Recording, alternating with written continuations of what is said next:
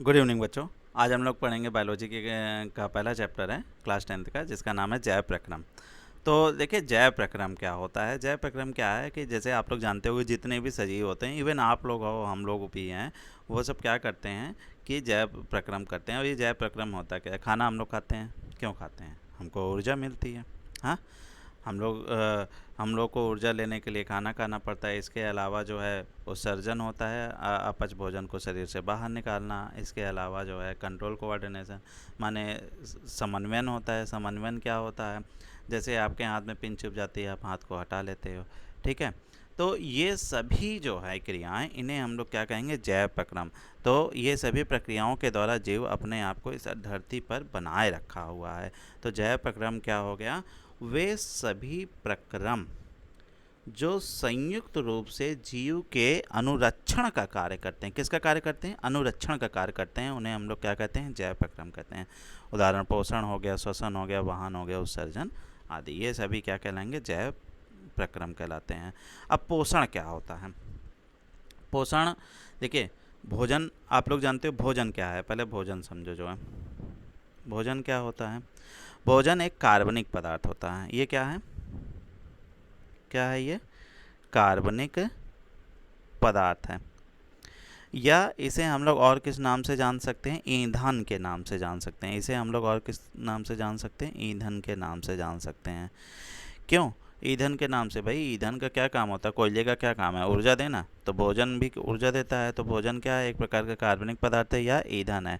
अब भोजन को ग्रहण करना, अब कुछ जीव होते हैं अपना भोजन खुद से बना लेते हैं, कुछ भी जीव होते हैं वो अपने भोजन के लिए किसी अन्य जीव पर निर्भर होते हैं, ठीक है। तो भोजन को ग्रहण करना और उसे उपयोग करना। अब भोजन को लेने का तरीका सबका अलग अलग है ना। पेड़ पौधे क्या करते हैं? अपने से अपना खाना बना लेते हैं, जबकि हम लोग अपना खाना नहीं बना सकते। हम लोगों को पेड़ पौधों पर निर्भर होना पड़ता है। तो इस तरीके से भोजन को ग्रहण करने का जो तरीका है, सभी जीवों का अलग अलग होता है। तो भोजन को ग्रहण करना और उसे उपयोग करने की प्रक्रिया को हम लोग क्या कहते हैं? पोषण कहते हैं। पोषण समझ में आ गया। अब पोषण को देखेंगे तो पोषण दो तरीके का हो गया। कौन कौन से? एक स्वपोषण हो गया, दूसरा विषम पोषण हो गया।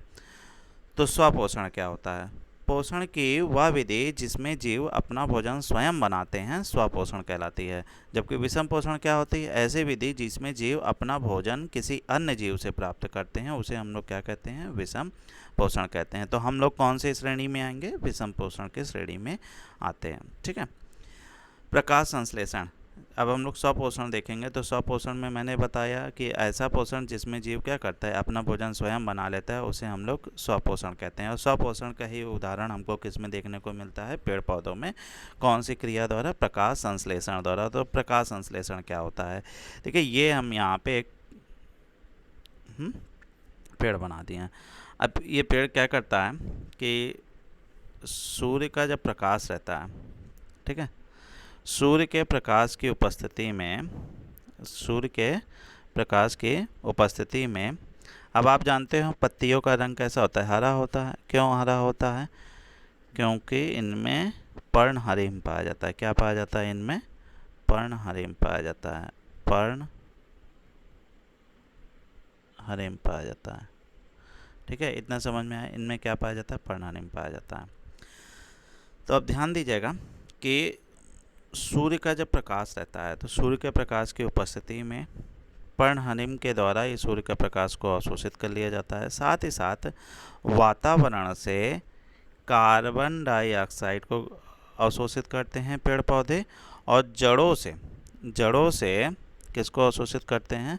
जड़ों से जल को अवशोषित करते हैं, ठीक है। H2O को अवशोषित करते हैं। तो पोषण की वह विधि जिसमें हरे पेड़ पौधे वातावरण से कार्बन डाइऑक्साइड, ठीक है, जड़ों से जल को ग्रहण करके सूर्य के प्रकाश की उपस्थिति में क्लोरोफिल या पर्णहरिम के द्वारा अपना भोजन बनाते हैं। भोजन इनका क्या बनता है? कार्बोहाइड्रेट बनता है, ठीक है। इस प्रक्रिया को हम लोग क्या कहेंगे? प्रकाश संश्लेषण कहेंगे। तो प्रकाश संश्लेषण समझ में आया। देख लो, पोषण की वह विधि जिसमें हरे पेड़ पौधे वातावरण से कार्बन डाइऑक्साइड तथा जड़ों से जल को ग्रहण करके सूर्य के प्रकाश की उपस्थिति में क्लोरोफिल की सहायता से अपना भोजन कार्बोहाइड्रेट बनाते हैं, उसे हम लोग क्या कहते हैं, प्रकाश संश्लेषण कहते हैं। तो प्रकाश संश्लेषण के लिए यहाँ पे एक आपको जो है रिएक्शन देना है। रिएक्शन क्या देना है, ठीक है, एक अभिक्रिया लिखनी है। 6CO2, कितने कार्बन डाइऑक्साइड रहेंगे, 6 अणु। वो जल के कितने अणु रहेंगे, 12 अणु।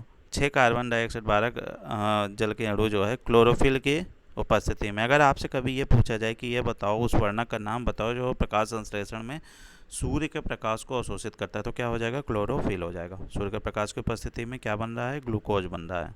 क्या बनता है, ग्लूकोज बन रहा है। ग्लूकोज क्या है बेटा, ग्लूकोज जो है एक प्रकार का कार्बोहाइड्रेट है। क्या है, क्या है ये, कार्बोहाइड्रेट।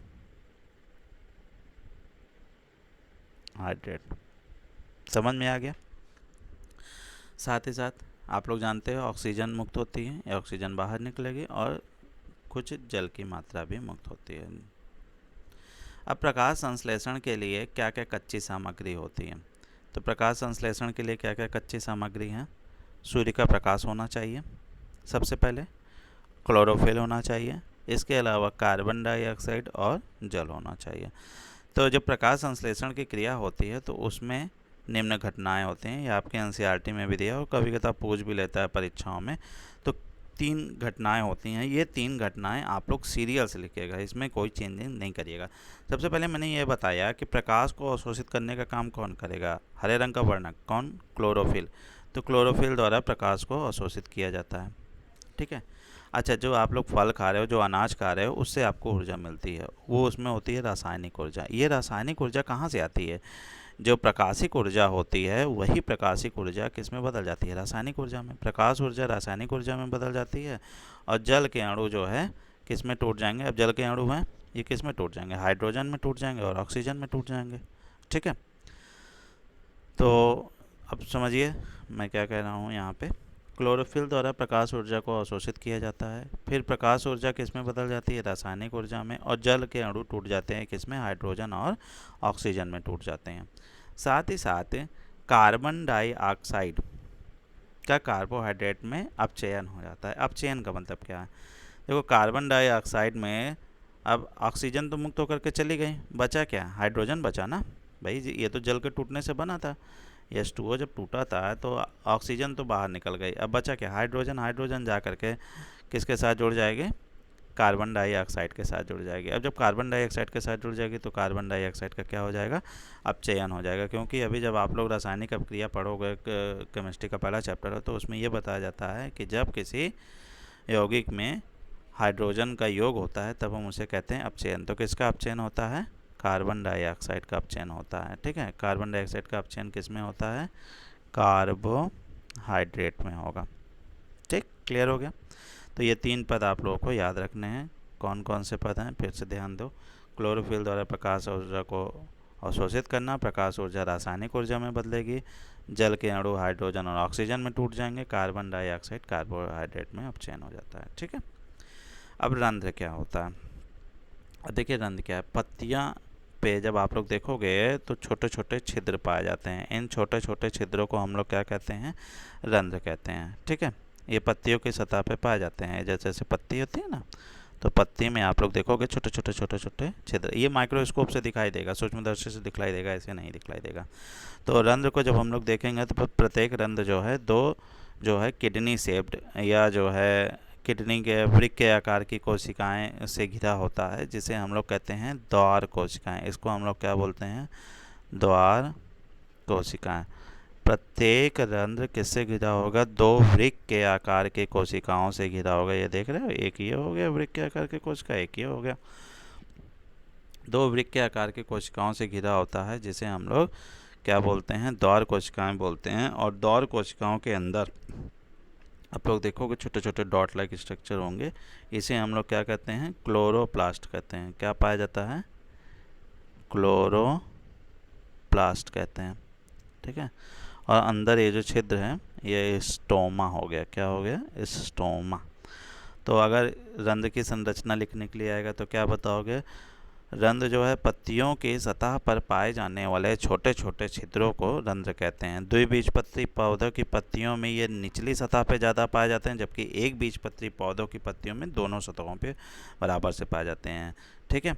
तो प्रत्येक रंध्र जो है दो वृक्क के आकार की कोशिकाओं से घिरे होते हैं, जिसे हम लोग द्वार कोशिकाएं कहते हैं। द्वार कोशिकाओं में क्लोरोप्लास्ट पाया जाता है और इनके अंदर द्वार कोशिकाएं किसको घेरे रहती हैं? स्टोमा को घेरे रहती हैं।